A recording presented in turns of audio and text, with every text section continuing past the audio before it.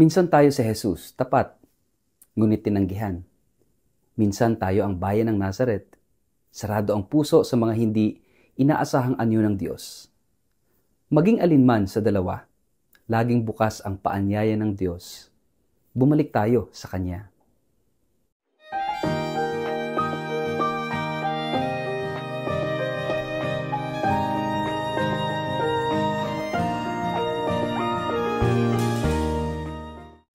Ang mabuting balita ng Panginoon ayon kay San Lucas. Pumunta si Jesus sa Nazaret, ang bayan kung saan siya lumaki. Gaya ng kanyang nakaugalian, pumasok siya sa sinagoga ng araw ng pamamahinga. Tumayo siya upang bumasa ng kasulatan at ibinigay sa kanya ang aklat ni Propeta Isaías. Binuksan niya ito sa dakong kinasusulatan ng ganito: Ang Espiritu ng Panginoon ay sumasa akin, sapagkat hinirang niya ako upang ipangaral sa mga mahihirap ang magandang balita. Isinugo niya ako upang ipahayag sa mga bihag na sila'y lalaya at sa mga bulag na sila'y makakakita. Isinugo ako upang palayain ang mga inaapi at upang ipahayag ang panahon ng pagliligtas ng Panginoon. Inirolyo niya ang kasulatan, isinauli sa tagapag-ingat at siya'y naupo. Nakatitig sa kanya ang lahat ng nasa sinagoga at sinabi niya sa kanila, "Ang kasulatang ito na inyong narinig ay natupad ngayon." Pinuri siya ng lahat at humanga sila sa kanyang napakahusay na pananalita. "Hindi ba ito ang anak ni Jose?" tanong nila. Kaya't sinabi ni Jesus, "Tiyak na sasabihin ninyo sa akin ang kasabihang ito, Manggagamot, gamutin mo muna ang iyong sarili. Marahil sasabihin pa ninyo, gawin mo rin dito sa inyong sariling bayan ang mga nabalitaan naming ginawa mo sa Capernaum." Tandaan ninyo, walang propetang kinikilala sa kanyang sariling bayan.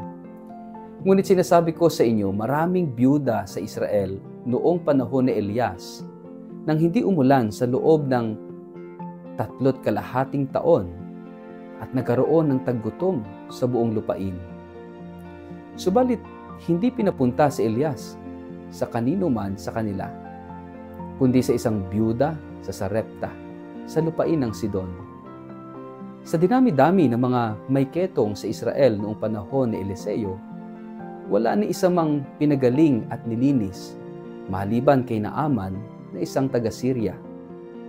Nagalit ang lahat ng nasa sinagoga nang marinig ito.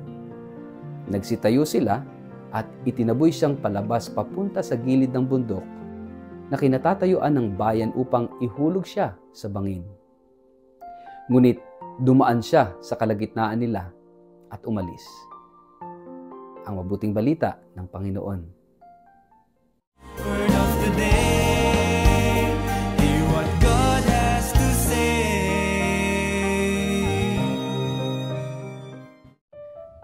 Mapagpalang araw po sa inyong lahat. Kumusta po kayo? Ang ating word of the day ay rejected. Ang salitang tinanggihan ay puno ng bigat. Sa likod dito ay may sugat, may luha, at katahimikang sumisigaw. At sa Ebanghelyo ngayon mula kay San Lucas, nakita natin ang isa sa pinakamasakit na tagpo sa buhay ni Jesus. Ang pagtanggi sa kanya ng kanyang sariling bayan. Ang mga taong kakilala niya, ang mga kababata niya, at ang mga taong dapat unang tumanggap sa kanya. Sa simula, punong-puno ng pag-asa ang eksena. Si Jesus ay bumalik sa Nazaret kung saan siya lumaki. Pumasok siya sa sinagoga, binuksan ang balumbon ni Propeta Isaías, at binasa ang mga salitang tila musika sa pandinig.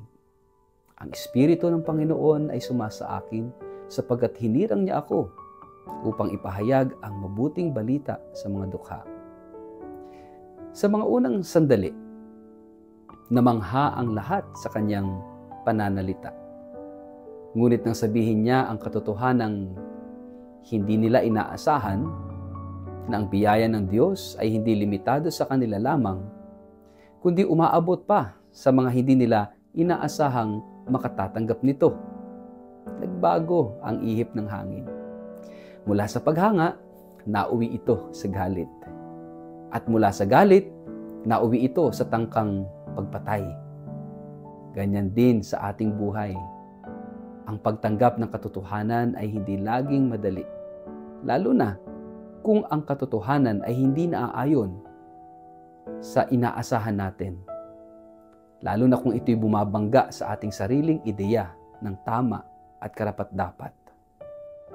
Sa maraming pagkakataon, tinatanggihan natin hindi dahil mali ang sinasabi ng iba, kundi dahil masakit itong tanggapin. Dahil ito'y humahamon, sumasalungat sa ating ginhawa o nagtuturo ng mas mataas na panawagan, ito ay aral sa ating mga nasa loob ng simbahan. Madalas tayong masaya sa mga sermon kung ito'y pampalubag loob, nakakaaliw at nagbibigay inspirasyon. Pero kapag ang mensahe ay nagtuturo sa atin ng iwan ang ating pride, yakapin ang kaaway at isuko ang ating makasariling interes, nagsisimula tayong sumugal, umatras, aangal, o maghanap ng mas komportableng katotohanan. Ganyan din ang mga kababayan ni Jesus. Nais nila ng Mesiyas na magpaparangal sa kanila, hindi ang magtuturo sa kanilang magbago. Ang karanasan ni Jesus ay salamin ng ating karanasan bilang tao. Sino sa atin ang hindi pa nasaktan sa pagtanggi? Sa pamilya, sa kaibigan, sa simbahan o sa komunidad, lahat tayo ay dumanas na ng sugat ng hindi pagtanggap. At ito'y mas masakit kung galing ito sa mga taong pinakamalapit pa sa puso natin.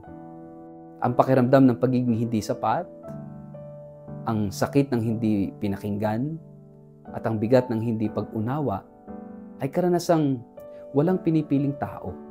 Ngunit sa kabila ng lahat, si Jesus ay nanatiling totoo sa kanyang misyon. Hindi niya binawi ang kanyang pahayag.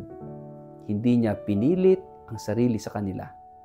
At hindi niya pinarusahan ang tumanggi. Sa halip, tahimik siyang lumisan. May sugat marahil, ngunit buo ang loob. Sapagkat ang kanyang pagkakakilanlan ay hindi nakaugat sa palakpak ng tao, kundi sa pagsang-ayon ng Ama. Ito ang paanyaya sa ating lahat na kahit masaktan tayo ng pagtanggi, huwag tayong mawalan ng pag-asa. Na kahit hindi tayo maunawaan ng ating komunidad, huwag tayong titigil sa pagiging tapat sa misyon. Na kahit may mga sandaling parang walang nakikinig o kumikilala, maniwala tayong kilala tayo ng Diyos. Sa huli, ang sukatan ng tagumpay ay hindi palakpakan kundi ang pananatiling tapat sa tawag ng Diyos. Minsan tayo si Jesus, tapat, ngunit tinanggihan. Minsan tayo ang bayan ng Nazareth, sarado ang puso sa mga hindi inaasahang anyo ng Diyos. Maging alinman sa dalawang ito, laging bukas ang paanyaya ng Diyos na bumalik tayo sa Kanya.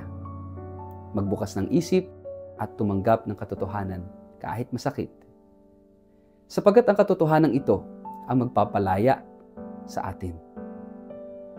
Sa ngalan ng Ama, ng Anak at ng Espiritu Santo. Amen. Panginoon, sa mga sandali na ako ay tinatanggihan, turuan mo akong manatiling tapat. Sa mga oras na hindi ako nauunawaan, paalalahanan mo ako na ikaw ay kasama ko.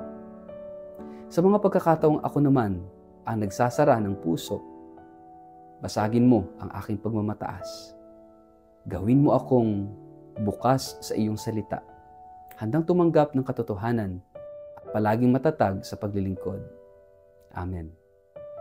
Pagpalaan po kayo at ingatan makapangyarihang Diyos, Ama at Anak at Espiritu Santo. Amen.